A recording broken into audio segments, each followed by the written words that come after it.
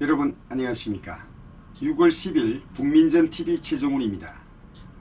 오늘 시간에는 북한 주민들 속에서 무언의 반란이 시작되었고 이 때문에 김정은의 대규모 검열과 숙청이 예상된다는 데 대해서 말씀드리려고 합니다.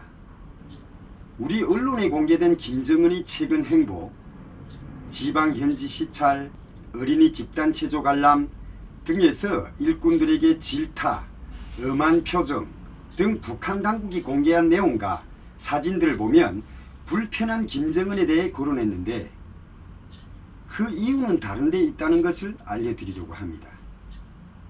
먼저 언론을 통해 알려진 바와 같이 문재인 정부가 국제기구를 통한 대북 인도적 지원을 결정했죠. 그런데 말입니다.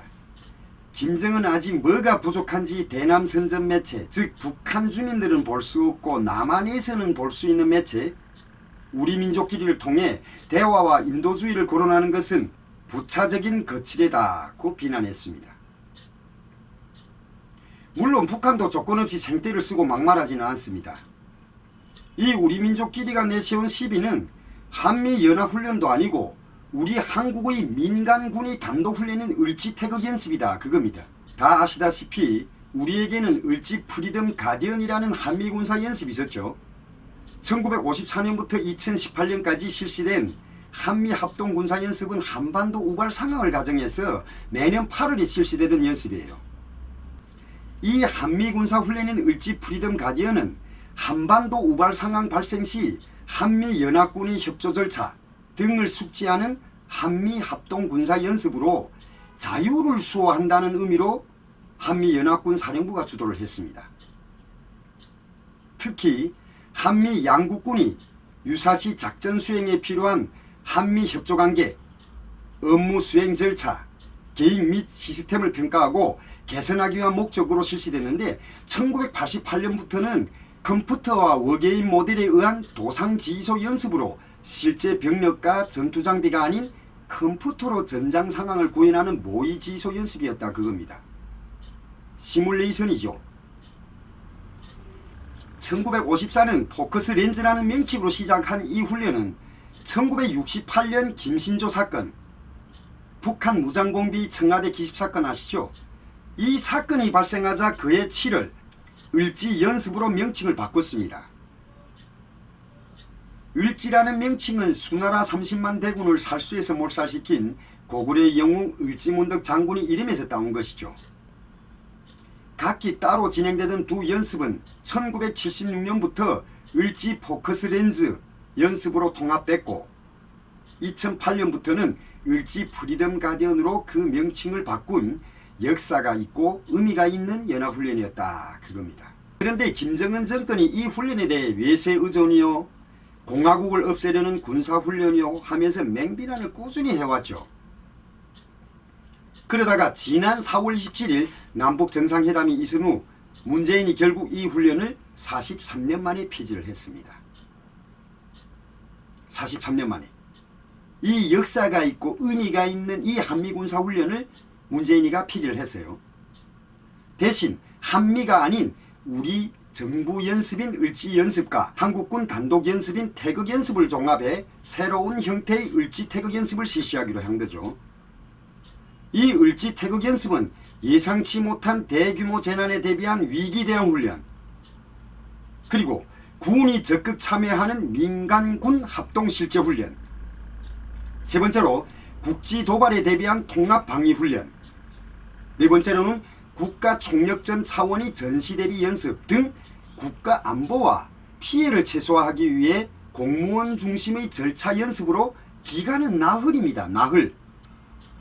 반대로 북한은 해마다 12월 동계훈련부터 다음해 10월 하계훈련까지 10개월간 새학년도 전투정치훈련이란 걸 하는데 이것도 군사훈련입니다. 그런데 우리 한국이 자체로 하는 훈련, 그것도 나흘 하는 훈련마저 하지 말라 이겁니다. 참 어이가 없죠. 중요한 것은 북한이 이 을지 태극 연습을 시비로 맹분한을 퍼붓긴 무었는데 목적은 다른 데 있다 그거예요. 자, 북한은 이날 속에 품은 칼부터 꺼내 놓아야 한다는 제목의 계명의 논평에서 북남 관계의 근간을 위태롭게 하는 저들의 군사적 망동은 기만적이고 허튼 요설이다. 대하요 인도주의요 하는 부차적인 거치대로 그 무슨 생색을 내보려 한다면 오산이라고 주장했습니다.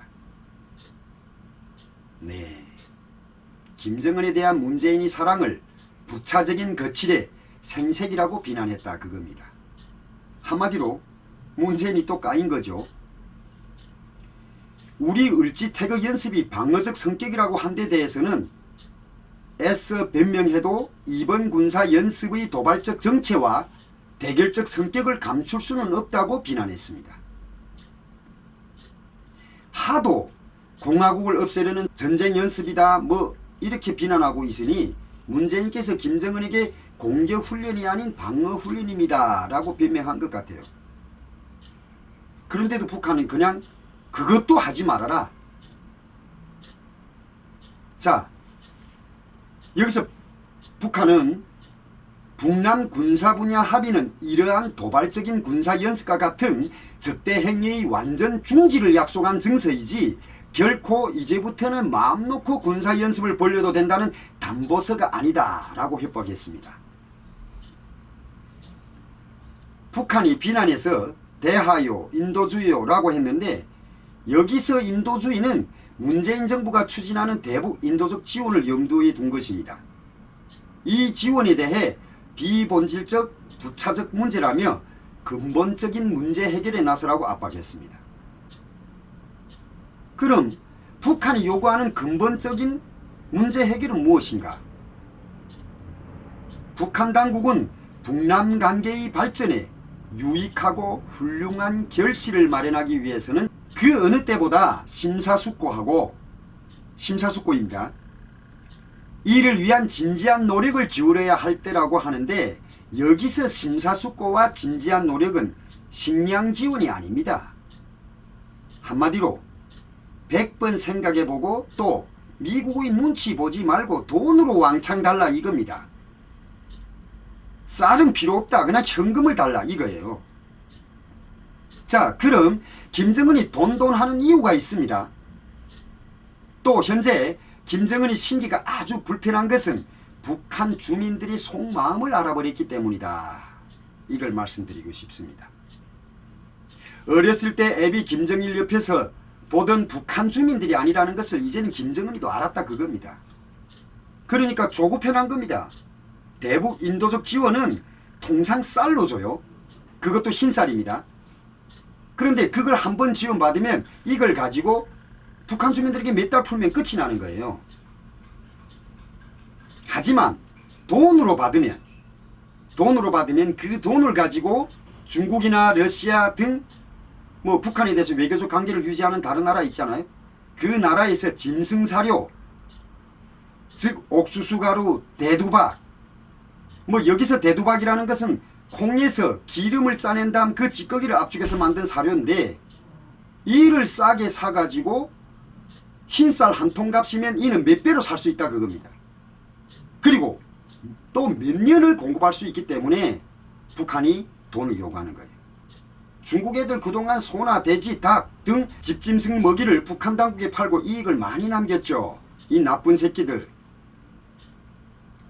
김정은의 생각은 배급을 다시 시작해 무너진 북한 주민들이 충성심을 예전처럼 이끌어내자 이런 것인데 김정은이야말로 오산하고 있고 썩은 짐승 사료로 더 이상 충성할 북한 주민들이 없다는 걸 이젠 알았다 그겁니다. 그 다음부터 미치기 시작한 거예요. 지금 김정은이가 얼마나 미치고 팔짝 뛰겠어요. 지금 북한에서 들어온 소식인데 김정은이 하노이 회담하기 전 그러니까 올해 1월 문재인 정부 또는 트럼프를 속일 수 있다고 장담하고 주민실태요해 차원에서 노동당 조직부 비밀검열단을 전국에 파견한 것으로 알려졌습니다. 북한 주민들은 노동당 간부들이 공개적인 실태요해에는 제대로 된 속마음을 꺼내 보이지 않아요. 암행어사 형태로 주민들 속에 장사꾼 또는 무역일꾼 또는 꽃제비 형식으로 접근해서 수개월간 요해한 결과가 이달 초 김정은에게 종합되어 올라갔다는 겁니다. 이들이 주민들에게 질문하고 듣고 싶은 답은 딱 한 가지입니다. 배급제가 무너지기 전 1990년대 전처럼 국가에서 다시 식량을 공급하면 직장에 출근하겠느냐, 이 질문이었는데, 여기서 가관인 것은 10명 중 1명도 북한 주민들은 다시 출근하겠다 이렇게 답하는 사람이 없었다는 거예요. 지금이 좋다 이겁니다. 근 20년간 시장을 통해 자본주의를 경험한 북한 주민들이 돈맛을 안 겁니다. 돈맛을. 그리고 김정은에게 두 번 다시 속지 않겠다는 속마음을 드러내 보인 거죠. 그냥 노골적으로 북한 주민들이. 이제는 더 이상 김정은 정권을 믿지 못하겠다 이겁니다. 이렇게 되면 이젠 끝난 거예요. 북한이. 북한 김정은이 지금까지 버틸 수 있었던 것은 그나마 김정일 때까지 주민들이 마음속에 있던 충성심, 이 충성심도 이젠 바닥이 드러났다 그거예요. 여기서 더 중요한 것이 있습니다. 자본주의 시장경제 문화가 제일 많이 유포된 곳이 북중접경지대, 한북도, 양강도, 그리고 평북도 신우주인데, 조직부의 중인요해를 통한 종합보고서에는 정부에 대한, 김정은에 대한 충성도가 제일 많이 떨어진 곳은 다름 아닌 함흥과 청진, 원산 등 내륙 일대라는 것을 안 김정은이 쇼크올 정도로 충격을 받았다는 거예요. 아마도 김정은은 보고서를 보면서 이젠 다 되었구나 하고 생각을 했을 거예요. 왜냐하면 아버지 김정일은 살아있을 때 자본주의 문화로 북한이 질서를 흐리는 접경지대 주민들은 필요 없다고 했어요. 김정일은 사망하기 전 인민군 100만과 충성으로 똘똘 뭉친 당원 300만만 있으면 된다고 했습니다. 그러면 북한을 운영하는데 아무런 지장이 없다고 했어요. 그런데 김정은이가 보았을 때는 인민군도 이젠 예전 같지 않고, 젊은 나이에 뭔가 하고 싶어 처음에는 욕망에 부풀어 있었는데, 그러니 화가 나고 지금 완전히 미쳐버리겠는 거죠. 김정은이로서는. 네?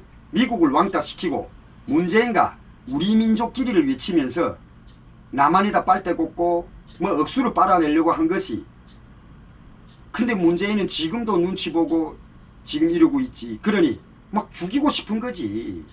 자강도 가서도 욕질하고, 어린애들 집단 체조를 보고도 막 욕질하고, 마음에 드는 게 하나도 없다 그겁니다. 지금 문제는 북한 주민들이 걱정인 거죠. 북한 주민들이. 미쳐 날뛰는 김정은이 이제 무슨 짓을 할 건지 가늠이 어렵다 그겁니다. 아니면 이성을 잃고 또 남한에 대한 도발을 할 건지, 아님 북한 주민들을 하풀이로 대대적인 검열과 숙청을 할 것인지 참 걱정이 되는 부분입니다. 한마디로 김정은이 정권은 마지막 길에 들어섰다 그거예요.